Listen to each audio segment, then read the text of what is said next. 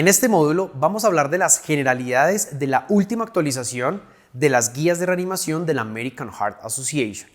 Ver desde lo que cambió, lo que continúa y lo que definitivamente ha hecho la American Heart para modificar ciertas conductas de manejo. Algo a tener presente es que la American Heart hace 491 recomendaciones en esta actualización que lanza últimamente, de las cuales 161 son de clase 1, pero 293 son de clase 2. Y aquí hay algo a tener presente, y es que la clase 2 me habla de que no hay muchos estudios aleatorizados, controlados, que recomienden ciertas conductas, y muchas de ellas se pueden basar en recomendaciones de expertos o en consensos del mismo grupo que revisa estas guías. Básicamente lo que esto hace, y de hecho la American Heart lo deja explícito en sus guías, es motivarnos a nosotros como clínicos en estar documentando todo el escenario de la reanimación para que cada vez tengamos más evidencia y podamos mejorar esos niveles de recomendación. Pero también tengamos presente que 37 de estas actualizaciones incluyen la clase 3 o están incluidas en la clase 3. Recuerden que la clase 3 es la que no demuestra beneficios o que puede demostrar o generar un perjuicio en el paciente con el manejo que se esté haciendo. De estas 37, 19 no generaron beneficios y 18 generaron daño en el paciente. Como tal, se cancelaron de las guías de manejo. Algo a tener presente es que la AHA centra su actualización en los cambios de clases de recomendación y niveles de evidencia de los tratamientos que están en las guías anteriores. Mucho del manejo del día a día de las guías no ha cambiado, más que su nivel de recomendación. Un ejemplo de esto, un medicamento pudo haber pasado de una clase de recomendación 2A a 2B o de 2B a 2A, que al final en el momento de ejecutar en la reanimación probablemente la secuencia sea la misma, probablemente el medicamento se va a utilizar de la misma manera, pero tiene un mayor o menor nivel de evidencia. Básicamente la actualización está centrada en esto. Por eso es muy importante que revisemos y tengamos claro cuáles son las clases de recomendación y cuáles son los niveles de evidencia. Recordemos que en las clases de recomendación, ellas se dividen en recomendación alta, moderada o intermedia, baja y no se recomienda, en esos 4 escenarios. Todo lo que sea clase alta obedece a que han habido estudios aleatorizados que han controlados, que han demostrado una alta efectividad de ese tratamiento y que el beneficio es muchísimo mayor a los perjuicios que la misma terapia puede generar en el paciente. En la clase moderada, igual, se han hecho estudios aleatorizados, controlados, pero que se ha encontrado que el beneficio es mayor que el perjuicio o el riesgo, pero no en la misma medida del nivel anterior que acabamos de revisar. En la clase baja, ahí puede haber un poco de igualdad entre el beneficio y el riesgo, y definitivamente en la baja o muy baja recomendación, pues que claramente hay mayor riesgo que beneficios en la terapia. Por eso está esta clasificación de las clases de recomendación. ¿Qué tanto se recomienda el manejo de un tratamiento en un paciente? Y la AHA hace mucho hincapié durante la actualización sobre estos escenarios. Y los niveles de evidencia es qué tanto se ha estudiado esos ejercicios para que esa recomendación tenga un sustento bibliográfico o de estudios que lo acompañen. El mejor de todos esos estudios es la clase A, y esa clase A obedece a estudios aleatorizados, controlados. Es la mejor de todas. Y por eso siempre buscamos nosotros como clínicos encontrar ante la conducta de un manejo que ese manejo esté sustentado en un estudio aleatorizado, controlado. Entonces, ¿cuáles son los cambios más preponderantes que la American Heart nos pone frente a esta actualización, última actualización de las guías de reanimación? El primero de ellos es que las ayudas visuales hacen que el escenario de la reanimación sea mucho más efectivo. Tener siempre flujogramas, algoritmos, complementos en imágenes, aún en video durante el escenario de reanimación hacen que estos procesos sean mucho más efectivos, tanto en los escenarios de urgencias como en los escenarios fuera del hospital. Se empieza a hacer mucho énfasis en la importancia del reanimador Lego, ¿Qué se define como reanimador LEGO? Ese reanimador que no es profesional de la salud, es decir, cualquier persona que no tenga una carrera afín al sector de la salud, pero que aprende a reanimar. Se enfatiza mucho que este reanimador LEGO entrenado disminuye la mortalidad de los pacientes que hacen paro, o mejor dicho, aumenta el chance de sobrevida de esa persona que colapsó fuera del hospital. Más que una actualización de este punto que vamos a hablar a continuación, se hace un énfasis, se deja explícita la situación y es la siguiente. En el ritmo de paro desfibrilable, el uso de la adrenalina juega un papel importante en el escenario del paciente tanto con ritmo desfibrilable como no desfibrilable. En el ritmo desfibrilable, la recomendación es utilizarla después de la segunda descarga. Y esto porque la adrenalina tiene un efecto proarrítmico que lleva al paciente en que está en una arritmia cardíaca en un ritmo desfibrilable a que sea más difícil revertirlo de ese ritmo.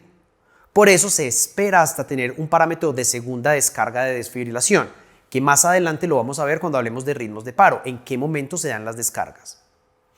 Pero en el escenario de ritmos no desfibrilables, la adrenalina tiene una indicación de entrada. En el momento en que tengo un acceso vascular, se recomienda el uso de adrenalina. Tanto es así que uno de los cambios visuales del algoritmo actualizado del American Heart es una imagen de una jeringa que nos hace alusión al uso temprano de adrenalina. Lo vamos a ver posteriormente. El siguiente parámetro es asociado a todo ese incremento en tecnologías de la información, aplicativos móviles, contenidos visuales, entre otros, que pueden apoyar el escenario de reanimación. Se recomienda y la AJA enfatiza en la necesidad de estar utilizando esas herramientas visuales y de acompañamiento durante la reanimación para mejorar la calidad de la misma, tanto en videos como en aplicativos móviles. Por ejemplo, un metrónomo que va a marcar la pauta de la velocidad de las compresiones, fundamental. Una imagen visual que me esté retroalimentando en la calidad de la reanimación. La American Heart hace mucho énfasis en el uso de esas tecnologías. Como tal, se abre una oportunidad para las empresas de creación de contenidos y de tecnologías de la información para recrear y crear escenarios que apoyen al reanimador en los escenarios de reanimación básica y avanzada. Hay un parámetro que se enfatiza mucho, si bien ya se viene hablando desde las guías del 2010-2015, que es la medición de la capnografía o del CO2 expirado al final de la expiración, es que esto hay que medirlo por varios motivos. Uno de ellos es que me puede estar guiando durante la calidad de la reanimación. Y el otro escenario es que me puede predecir si el paciente va a tener o no un buen pronóstico durante esa reanimación. Cifras tales como 10 o bajas de 10 me hacen pensar que ese paciente tiene un mal pronóstico a la reanimación y que no vayan a responder adecuadamente. Pero capnografías que estén por encima de 12, 15, 18 o en algún momento de la reanimación encontrar capnografías por encima de 30, 35 me hacen pensar que el paciente ya esté retornando a una circulación espontánea. Por eso es mandatorio o recomendado, altamente recomendado, tener un capnógrafo en los servicios de emergencias para medir esos escenarios durante la reanimación. También la American Heart hace una recomendación sobre la desfibrilación secuencial. Ellos en la actualización lo que hacen es revisar toda la evidencia que hay desde el origen de la reanimación o desde que se empezaron a publicar las guías hasta el día de hoy.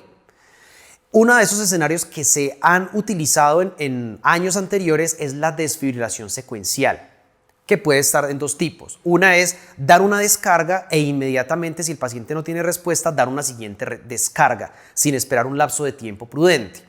Lo otro es dar descargas con 2 o más equipos buscando mayores energías de joules para desfibrilar a ese paciente.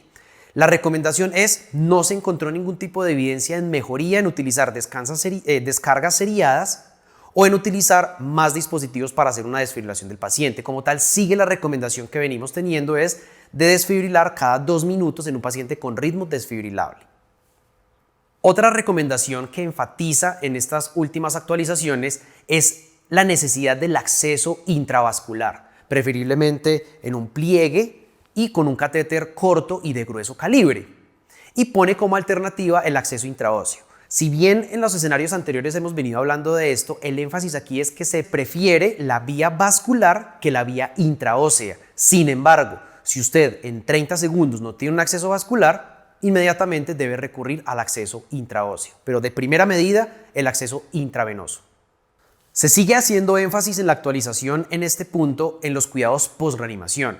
Una vez el paciente retorna a la circulación espontánea, es preponderante hacer un seguimiento de su presión arterial, su frecuencia cardíaca, todos sus signos vitales y garantizar en este paciente una evaluación completa para lo que se viene en esos escenarios post-reanimación.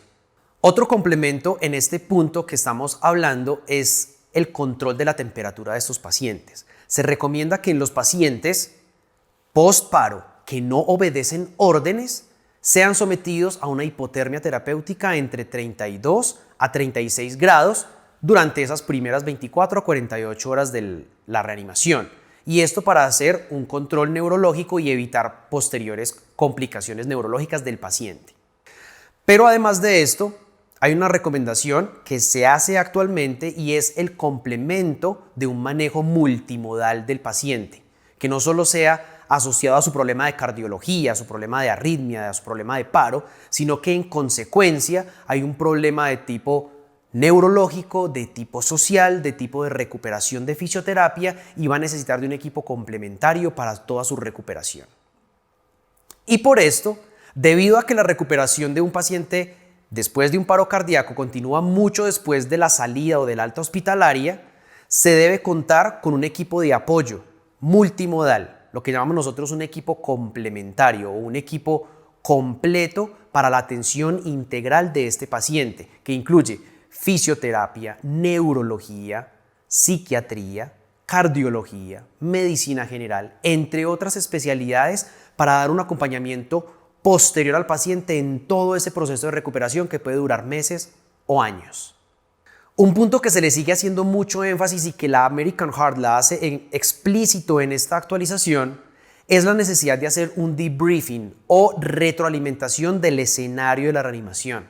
Pero no un debriefing como normalmente lo hemos hecho en el escenario de educación, sino un debriefing in situ, en el lugar donde el paciente se reanimó, hospital, fuera del hospital. Hacer una retroalimentación del escenario va a ayudar a que el equipo de reanimación cada vez cometa menos errores o cada vez esté más preciso en la toma de decisiones y más ágil en el abordaje del paciente en paro. Y finalmente, uno de los puntos en los que la AJA trae a mención es la reanimación durante el embarazo.